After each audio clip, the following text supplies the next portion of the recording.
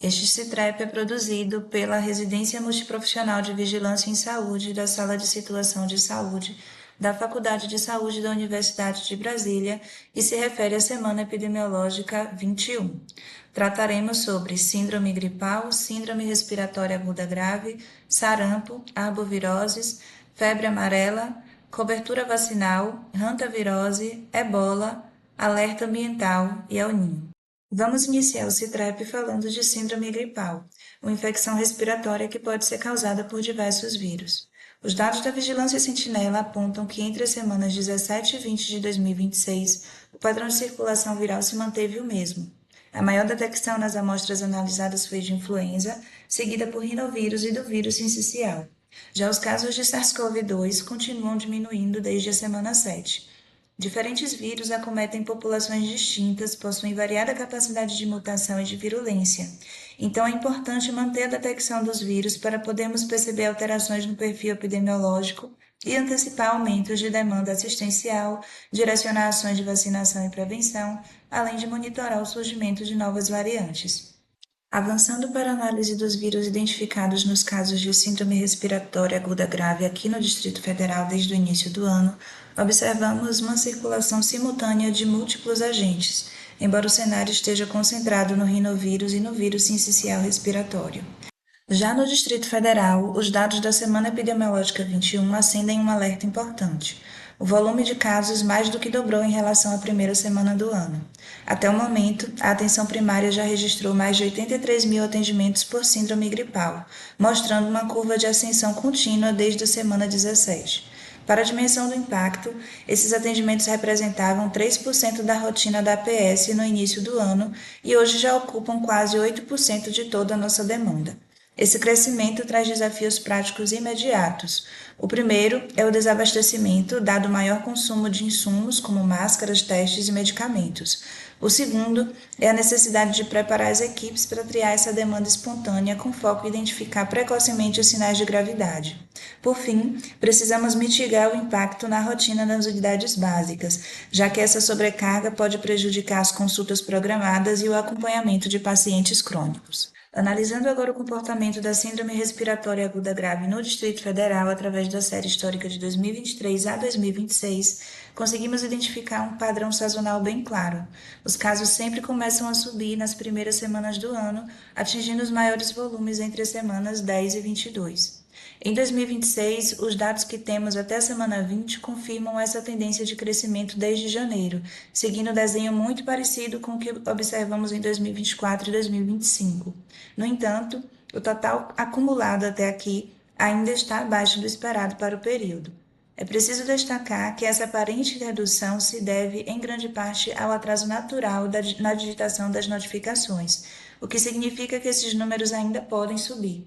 Portanto, considerando a sazonalidade histórica, as próximas semanas exigem monitoramento rigoroso e contínuo. Avançando para a análise dos vírus identificados nos casos de síndrome respiratória grave aqui no Distrito Federal desde o início do ano, observamos uma circulação simultânea de múltiplos agentes, embora o cenário esteja concentrado no rinovírus e no vírus sincicial respiratório. Vale destacar o metapneumovírus, que teve forte participação como o segundo vírus mais detectado até a semana 10, mas perdeu força desde então. Outro dado de vigilância importante é que, do total de 4.562 casos notificados, 14% apresentaram codetecção, ou seja, a presença de mais de um vírus no mesmo paciente. Quanto ao número total de casos de síndrome respiratória aguda grave no Distrito Federal por região de saúde, na última semana ele aumentou em todas as 7 regiões. A região com maior número de casos na semana epidemiológica 20 é também a com maior número de casos totais, que é a região Oeste, que compreende as regiões administrativas de Braslândia, Ceilândia e Sol Nascente, Pôr do Sol. Em seguida, temos a região Sudoeste, com o maior número de casos, que compreende as regiões administrativas de Águas Claras, Recanto das Emas, Samambaia, Taguatinga, Vicente Pires e Água Quente. Essas duas regiões são também as com maiores populações. A região Sudoeste tem aproximadamente 900 mil habitantes e a Oeste 520 mil. No entanto, olhando para a população, a incidência na região Oeste está quase o dobro da região Sudoeste. Como os casos estão aumentando em todas as regiões, é necessário que toda a rede de saúde esteja preparada, mas em especial as regiões Oeste e Sudoeste. Olhando agora para o cenário da rede, os dados das últimas 4 semanas mostram o forte impacto da região de saúde do entorno. Do total de 3.259 casos registrados em todo o estado de Goiás, um terço, ou seja, 1.092 casos, ocorreu em municípios que integram a rede. Quando estratificamos esses dados por localidade, a sobrecarga física e epidemiológica se concentra de forma muito clara em 5 municípios principais, que são Valparaíso, Águas Lindas, Lusiânia, Cidade Oriental e Novo Gama. Esse panorama reforça a necessidade de um olhar integrado de vigilância entre o Distrito Federal e o Estado de Goiás, dada a proximidade geográfica e de fluxo contínuo de pacientes na rede. Para fechar nossa análise, passamos para a situação vacinal da influenza nos grupos prioritários, que são idosos, gestantes e crianças. Embora o Distrito Federal tenha mostrado evolução, alcançando 42% de cobertura, ainda estamos consideravelmente abaixo do esperado. Já na rede, a grande maioria ainda oscila entre 21% e 40%. O prazo para atingirmos a meta de 90% do público-alvo era dia 30 de maio, e como vemos, não foi alcançado, o que mantém um cenário de vulnerabilidade para o aumento de casos. Esse panorama reforça que, embora o DF e os municípios do entorno sejam territórios com administrações distintas, epidemiologicamente eles funcionam como uma rede única e integrada. O fluxo diário de pessoas para trabalho e estudo ignora barreiras geográficas, e isso se reflete no uso compartilhado da rede de saúde. O DF frequentemente absorve a demanda assistencial do entorno, desde o diagnóstico até as internações de alta complexidade.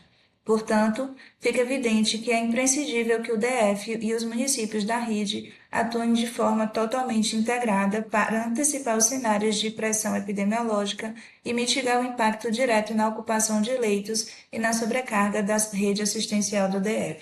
Mudando agora o foco para o cenário de dengue, no período analisado foram registrados mais de 90 mil casos prováveis no Brasil. Desse total, 4 estados se destacaram pela maior pressão de transmissão, cada um com perfil epidemiológico bem específico. O Tocantins lidera o coeficiente de incidência nacional, com 277 casos por 100 mil habitantes. Isso sinaliza uma transmissão muito intensa localmente, mesmo que o número absoluto de casos pareça baixo. Já o estado de Goiás acende o maior alerta do grupo, porque combina um coeficiente alto com o maior número absoluto de infecções, ultrapassando os 16.500 casos. Por fim, Espírito Santo e Minas Gerais apresentam taxas de incidência mais moderadas. No entanto, pela dimensão da sua população, Minas Gerais empata com Goiás em volume absoluto, acumulando também mais de 16.400 casos, o que gera um impacto expressivo na rede de saúde local. Subindo mais um degrau na nossa pirâmide de gravidade, o objetivo agora não é apenas olhar onde o vírus está circulando mais, mas sim identificar quais estados estão convertendo essa transmissão em desfechos clínicos severos. O estado de Goiás mantém o protagonismo absoluto e preocupante. Além de sustentar uma incidência elevada, como falamos anteriormente, ele também lidera a gravidade, com uma taxa de 3,1 por 100 mil habitantes, totalizando 231 casos graves. Isso nos mostra que a pressão epidemiológica em Goiás já se transformou em uma demanda real e qualificada sobre os leitos de média e alta complexidade. Na sequência, o Espírito Santo confirma um sinal de alerta cinza. Embora sua incidência geral pareça moderada à primeira vista, o coeficiente de gravidade salta para 2,54. Isso acende duas luzes na vigilância. Ou estamos lidando com um perfil populacional local mais vulnerável, ou há uma subnotificação crônica de casos leves na atenção primária. Por fim, São Paulo e Bahia entram oficialmente no nosso radar de monitoramento. Eles não apareciam entre os líderes de incidência geral, mas ganham destaque quando filtramos pelos casos graves. Esse momento pode indicar uma robustez da rede dessas duas unidades federativas em diagnosticar e notificar precocemente as formas graves da doença. Fechando a nossa linha de raciocínio, a próxima análise revela o extremo da severidade da epidemia e avalia a eficiência da nossa linha de cuidado. O dado mais crítico e que exige atenção imediata vem do Piauí. O estado registrou uma letalidade de 12,5% entre os casos mais graves, resultando em 6 óbitos. Como o Piauí não figurava nas análises anteriores de alta incidência ou volume de gravidade, A sua entrada diretamente aqui sugere que o problema não é a virulência, mas sim uma provável dificuldade da identificação precoce dos sinais de alarme ou no acesso oportuno ao atendimento qualificado. Pernambuco também acende um sinal de alerta com 5,1% de letalidade nos casos graves, ficando acima do limiar aceitável de 3%. Isso reforça a hipótese de fragilidades estruturais na condução dos casos severos em parte da região Nordeste. Por outro lado, Mato Grosso, São Paulo e Minas Gerais apresentam taxas de letalidade em patamares mais controlados, variando de 1,3% a 2,4%.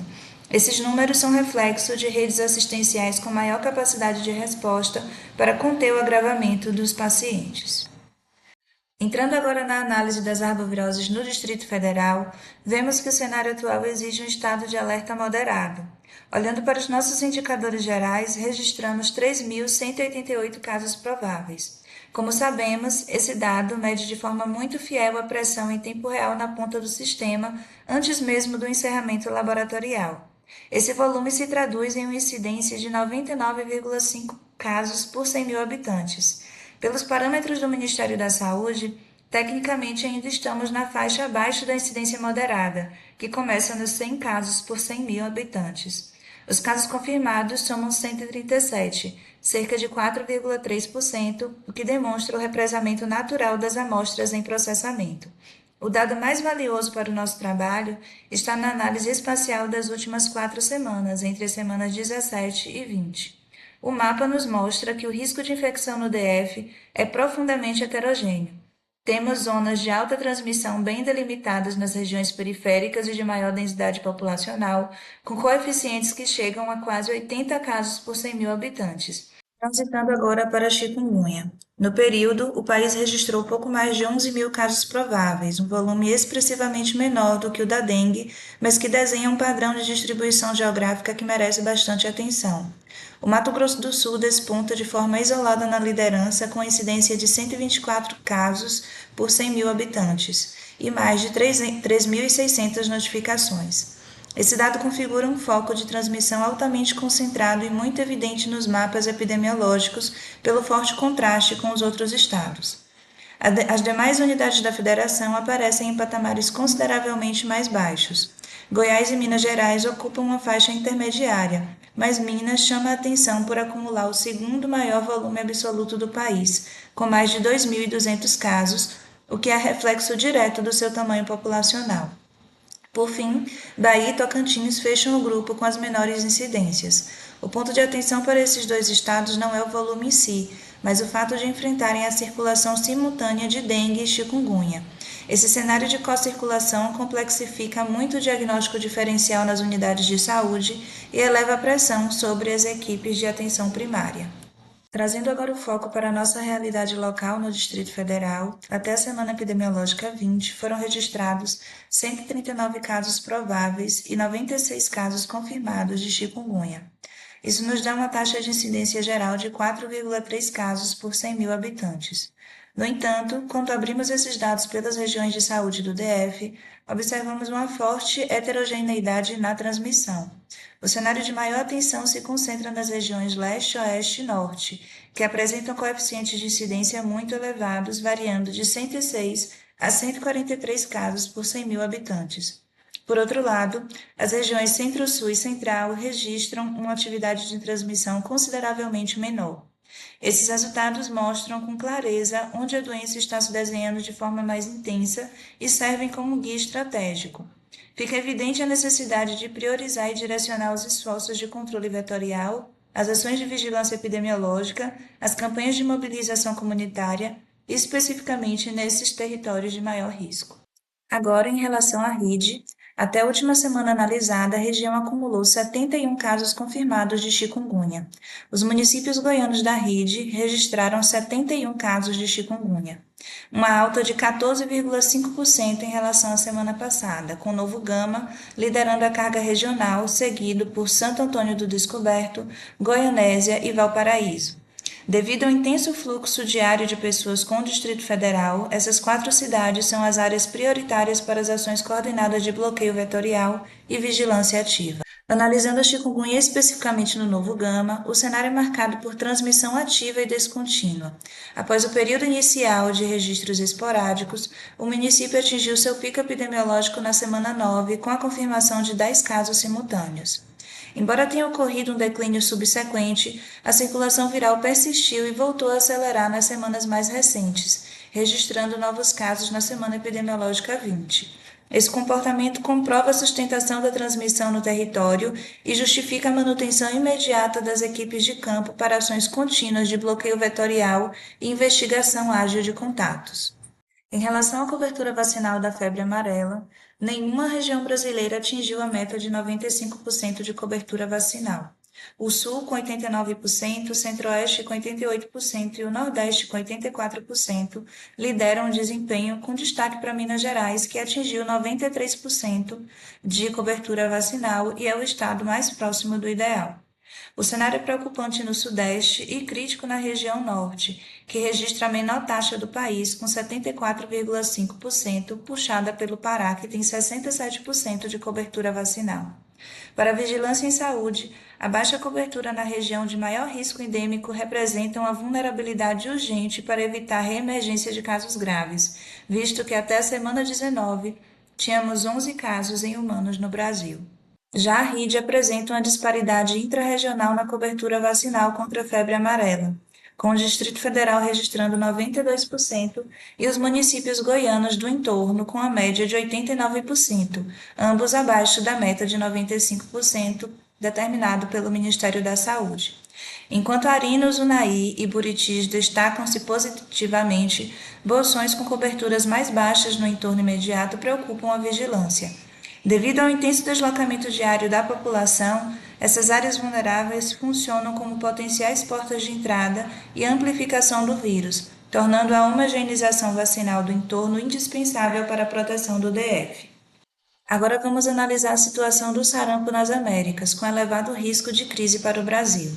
Nos Estados Unidos, até a semana 20, foram registrados 1.983 casos de sarampo, o que representa quase 87% do total acumulado em todo o ano de 2025.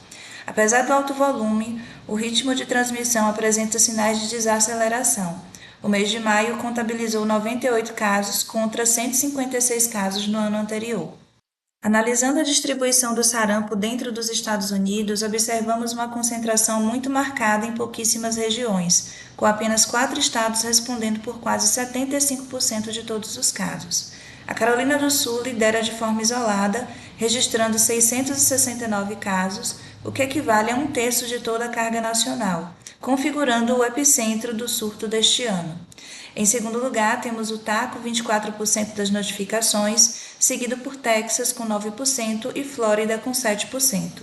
Texas e Flórida sediarão os Jogos da Copa. Por serem territórios densamente povoados e com intensa mobilidade interna e turística, a presença do sarampo nessas áreas aumenta consideravelmente o risco do vírus se espalhar para outras regiões do país, inclusive para o Brasil, que, como veremos daqui a pouco, não está com a cobertura vacinal ideal. Já o México enfrenta o maior surto de sarampo de sua história recente, totalizando pouco mais de 11 mil casos confirmados e 14 óbitos até a semana 20. Para vocês terem uma noção, o volume é de 58% superior a todo o ano de 2025. O epicentro está concentrado no estado de Jalisco, que tem mais de 6.200 casos, seguido pela cidade do México, que tem 962. Embora a curva epidemiológica apresente queda progressiva, os patamares atuais superam o mesmo período do ano anterior.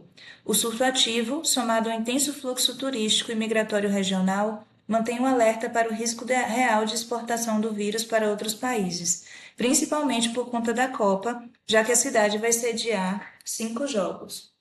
Já a Guatemala acumula 6.209 casos de sarampo e 15 óbitos em um surto que atingiu seu pico entre as semanas 11 e 12, com cerca de 900 infecções semanais. Atualmente, a curva apresenta queda sustentada, registrando 116 casos na semana 20, o que significa uma redução de 42% em relação ao pico. Apesar do declínio, a ocorrência de óbitos por uma doença imunoprevenível evidencia a gravidade do cenário, reflexo de brechas históricas na cobertura vacinal, o que exige a manutenção das ações de campo para evitar repiques na transmissão. Já o Peru decretou emergência sanitária nacional por 90 dias após acumular 409 casos de sarampo, com 97% concentrados em Puno. O cenário é agravado por um severo problema estrutural de cobertura vacinal. 72% dos infectados não tinham histórico de imunização e a cobertura de segunda dose em Puno desabou para 12,7%.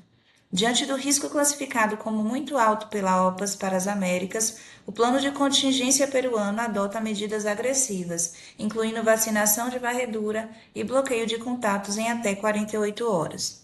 Em relação ao cenário do sarampo no Brasil, o Brasil apresenta um cenário de vulnerabilidade estrutural contra o sarampo, com nenhuma região atingindo a meta de 95% de cobertura para a primeira ou segunda dose.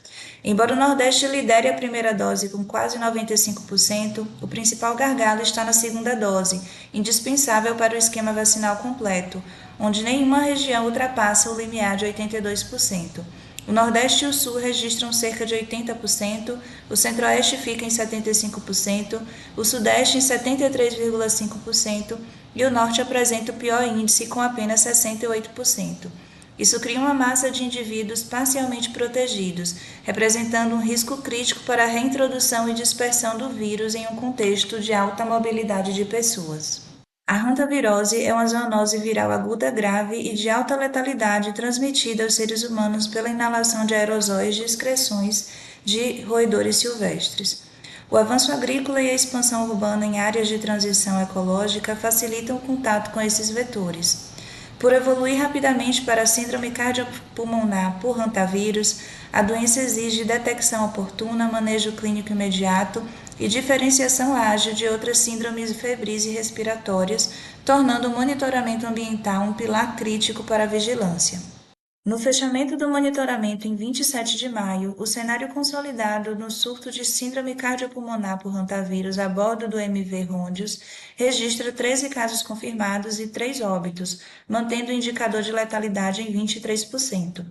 Sob a ótica da vigilância em saúde, o principal fator de atenção para este acompanhamento é a confirmação laboratorial da cepa ortohanvírus andesense, vírus Andes. Agora, em relação ao ebola, em 15 de maio de 2026, o Ministério da Saúde da República Democrática do Congo decretou oficialmente o 17º surto de doença pelo vírus ebola no país, com epicentro na zona de saúde de Mongbalu, província de Ituri. Em 16 de maio, a OMS classificou o evento como emergência de saúde pública de importância internacional, nos termos do Regulamento Sanitário Internacional de 2005. Até 29 de maio de 2026, foram notificados 125 casos confirmados laboratorialmente, 906 casos suspeitos, 17 óbitos confirmados e 223 óbitos suspeitos. A razão entre casos suspeitos e confirmados é de aproximadamente 7:1, constitui um indicador de subnotificação estrutural, determinada por 2 fatores: limitação de acesso laboratorial em contexto de conflito armado ativo e incompatibilidade do vírus com os testes de diagnóstico rápido disponíveis nas unidades periféricas de saúde. A taxa de letalidade bruta calculada sobre os casos suspeitos, 24,6%, é compatível com o intervalo histórico documentado para esta cepa, estimado entre 25% e 50%. A discrepância entre óbitos confirmados e suspeitos reflete o óbito precoce de casos antes da obtenção de confirmação laboratorial, e não a ausência de gravidade clínica. A curva de casos acumulados demonstra aceleração expressiva no período de 19 a 29 de maio, com incremento de aproximadamente 400 casos suspeitos em 10 dias. A ausência de desaceleração na curva, associada à subnotificação estimada, indica que o número real de casos em circulação excede substancialmente os valores notificados. Para compreender o risco de o ebola ultrapassar as fronteiras da República Democrática do Congo, a vigilância analisa o cenário a partir de corredores de movimento populacional. Hoje, esses eixos estão estruturados em três níveis de evidência. O primeiro nível de transmissão confirmada é a rota que vai de Ituri até Kampala, em Uganda, onde casos importados já foram confirmados em laboratório. Kampala é o nosso ponto de maior preocupação internacional. A cidade abriga o aeroporto de Entebbe, que tem voos diretos para grandes hubs globais, como Dubai, Londres e Amsterdã.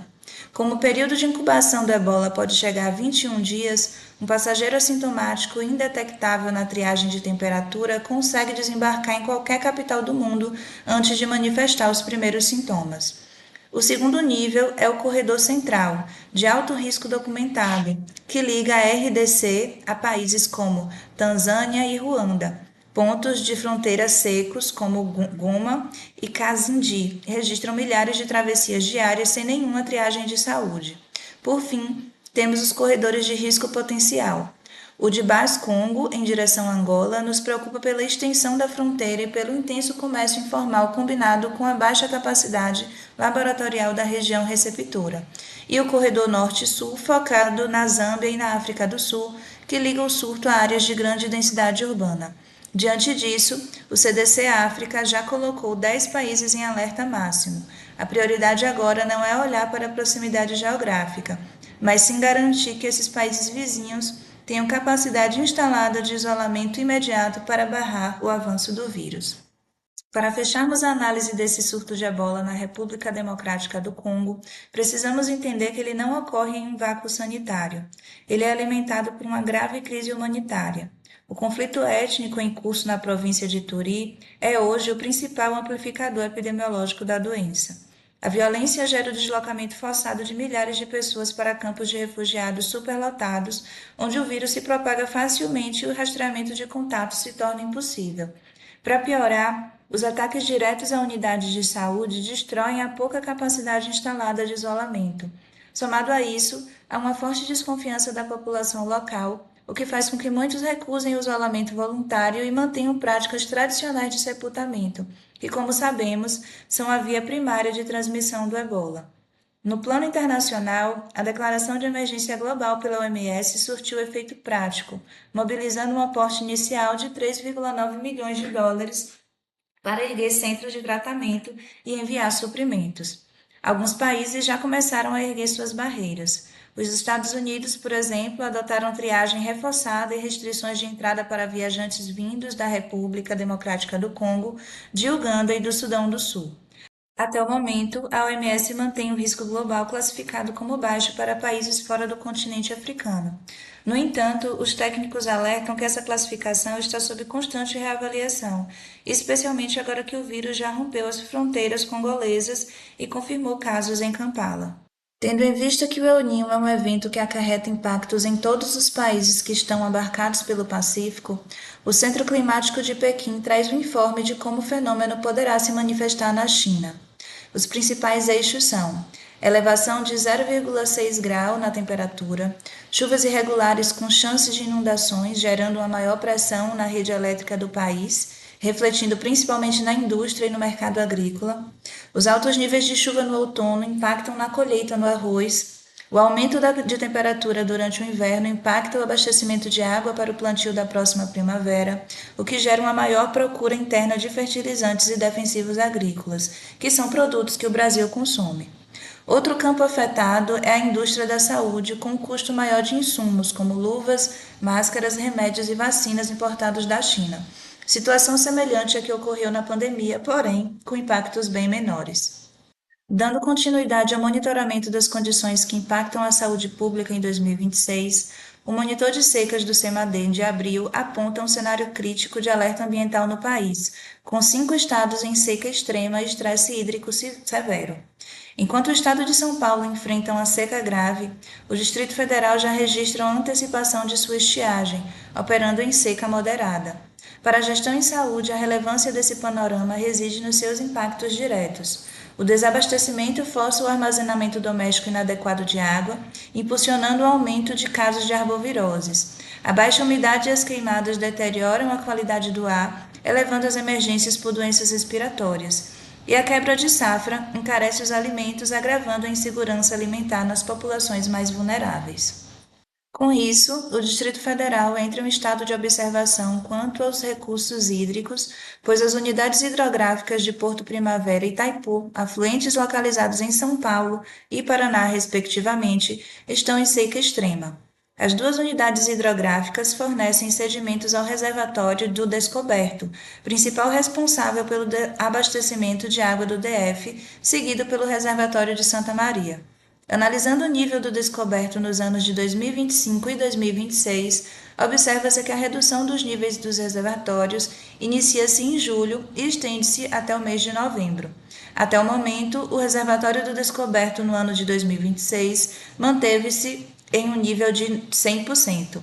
Se tratando do reservatório de Santa Maria, responsável por 40% do abastecimento do DF, a maior parte dos meses manteve em 60% de sua capacidade.